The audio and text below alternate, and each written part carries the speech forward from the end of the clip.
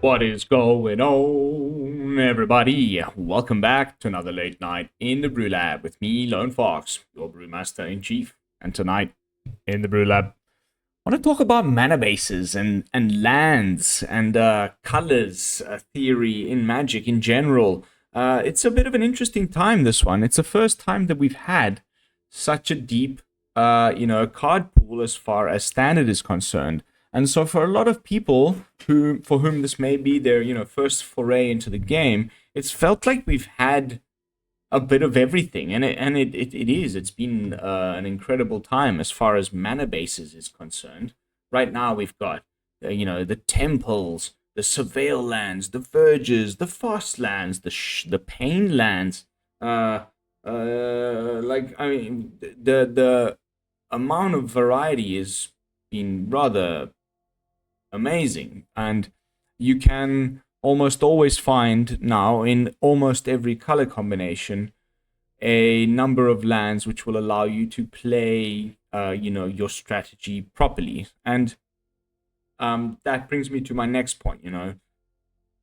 There are certain types of lands, and this may seem obvious, but I just wanted to reiterate some key points for maybe somebody who's tuning in for the first time or just wants this laid out for them in layman's terms for the first time. But there's obviously certain lands that are better to play in certain, let's say, archetypes. So obviously, a tapped surveil land in your like 2-color aggressive deck isn't a very good thing, because you're almost always trying to curve out and play a creature or something, at least on turn one. So playing a tap land is bad, and there is a certain amount of risk that you're willing to take. It's the cost of having there's a little cost benefit little balancing act that you can do there, where if you really must play a land that enters the battlefield tapped in your aggressive deck, then it's gonna be, better have some really good upside to balance out that downside. And then how many of those you're willing to put into the mana base is going to determine how often the chances are that you'll have an opening hand with one of them in there, which is exactly what you don't want. Yada yada yada. And the same can be said about mid-range and about, let's say, more control or combo.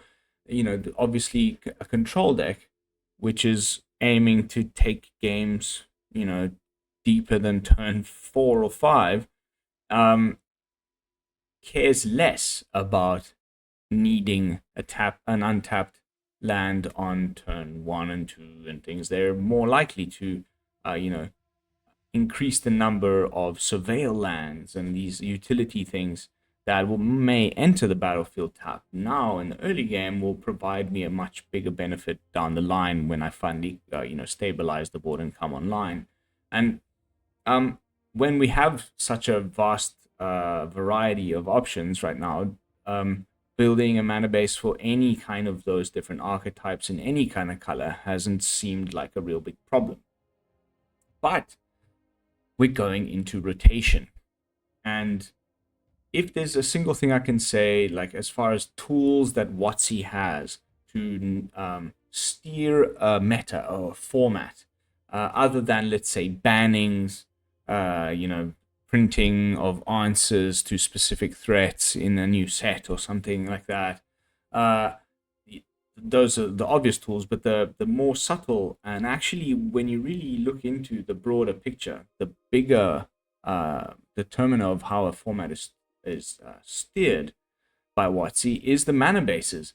And the best way for me to start to illustrate some of these things that I've said is to start to use our lovely filter function here, and you really need to familiarize yourself with this portion of the game if you really want to start to have these types of thoughts by yourself.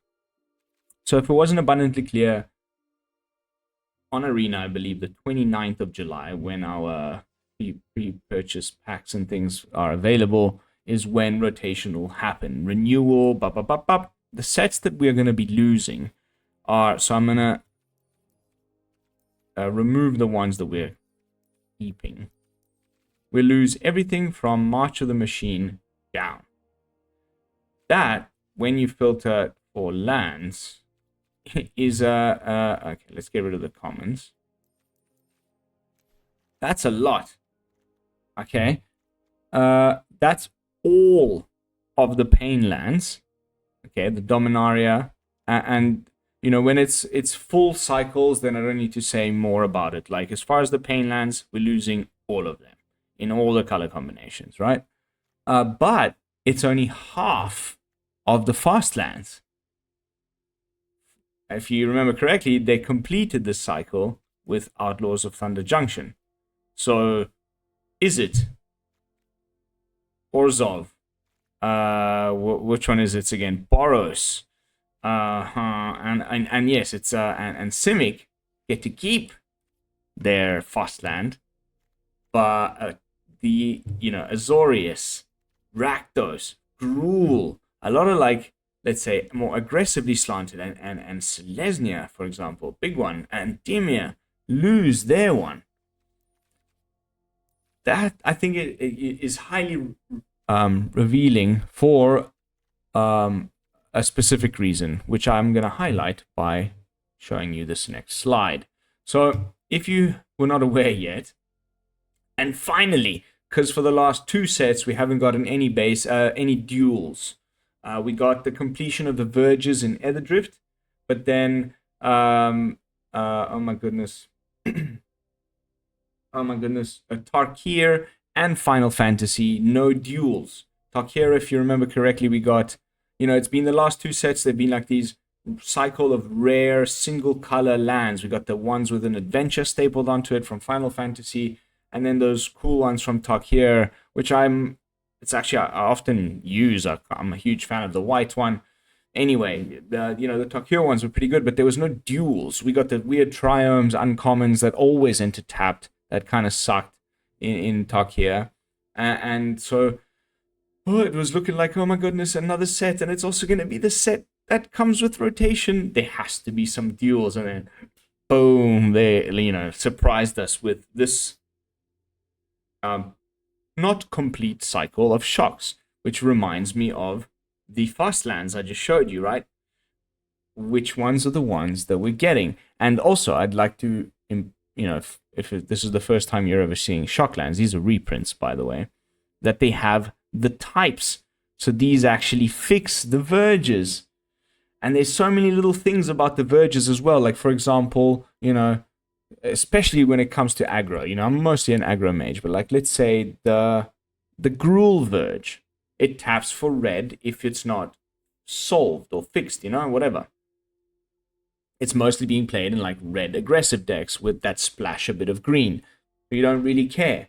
But then the Boros one, same thing. You'd mostly want to play it in like a mostly red creatures and things, red deck that splashes a bit of white. But if you get that as your first land, it's a bit of a problem. But we're getting the Sacred Foundry and we're getting the Stomping Ground. But you see how WotC, they're clever, man. It's interesting. So for a little while, there's going to be like a certain color combinations that have much better, quickly activated Verges, because let us not forget that you can turn on your Verges with the Surveil lands from Call of Mana.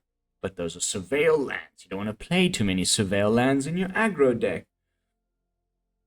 I'm starting to ramble, but you see where I'm going with this. It's going to be a very, very interesting rotation for mana bases, and this is a gigantically important reprint for people that collect cardboard and for the format. And I just wanted to make sure that everybody is on board and aware. And I'm not going to read this whole thing, but I do have another slide that I wanted to quickly show you, which is to do with the color pie. I often throw about these terms, allied numbers, enemy numbers, colors, allied colors, enemy colors, Rakdos, Azorius. This is just a little excerpt that I've gone and screenshotted from one of the many different wikis. There's like MTGA wiki and just Magic wiki. Like I'll leave some links in the description.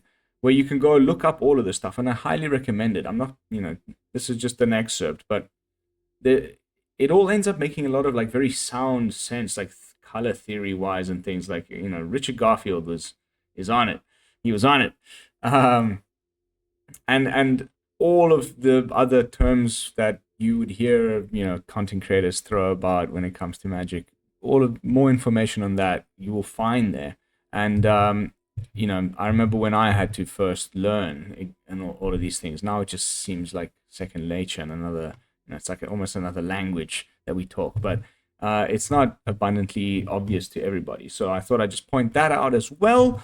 And what I think we can draw from this is that you should save up all your freaking wildcards, because as always, it's the most expensive part about, Magic. Mana bases, you can spend all your wildcards on all the fancy new rares and mythics, but if you don't have the lands, your deck isn't going to flow. So you're better off, unfortunately, making that effort, waiting a bit, maybe when especially after rotation, find like if there's don't go out straight away and craft these things, because then what if like week 2, the deck you loved and you've crafted and you spent your mana base on and everything is actually terrible, and now you're screwed and you have to save up all your wild cards again. Give it a little bit of time.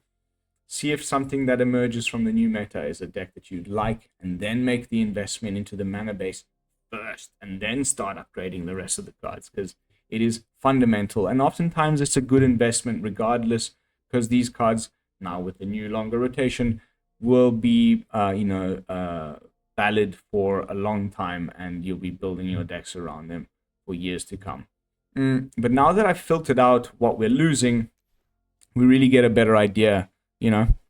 Some stuff is honestly like, I don't know, I haven't even played a single temple since we got them in Foundations. But personally, as far as myself as an aggro mage, I find it really interesting that the verges and the shocks that we're getting go quite nicely.